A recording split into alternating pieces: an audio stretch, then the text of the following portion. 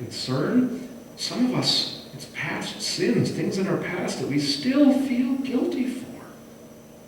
We still feel guilty. We have trouble forgiving ourselves. Some of us carry heavy burdens, deep concerns for loved ones, family members, friends, marriages of people that are close to us. Some of us live with a sense of failure, personal failure. I wish I'd been a better parent, I wish I'd been a better husband, better wife, whatever it might be. Some of us have been betrayed or rejected, as David was. Some of us deal with health concerns ourselves. Right? And all these things can leave us feeling, even if our circumstances are different, but we can sort of relate to the adversity David experiences. And the message is, flee to the God who saves by covenant.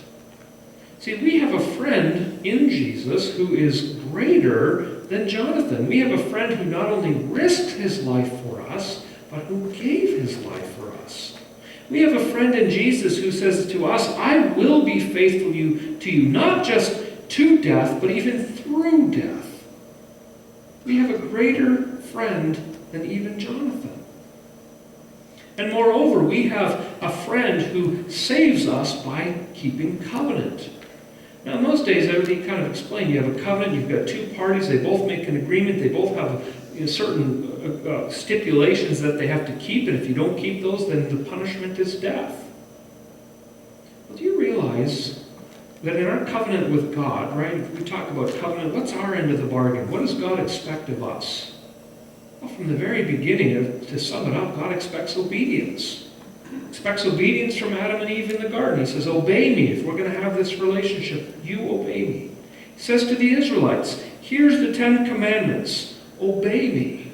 He says to us, love me above everything else. Obey me. And we're told time and again in Scripture that the consequence for our failure to keep our end of the deal is death. For breaking this covenant, the punishment is death. But here's the remarkable thing. Jesus comes to us, and he not only keeps his end of the covenant, he keeps our side of the covenant as well.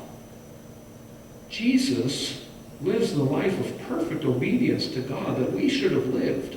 He keeps his side of the covenant, and he keeps our side of the covenant as well. And then you know what? Jesus doesn't receive the blessings for obedience, but our curse for disobedience. Jesus receives the death that should have fallen on us. That's what the cross is all about. Jesus receiving the curses of disobedience.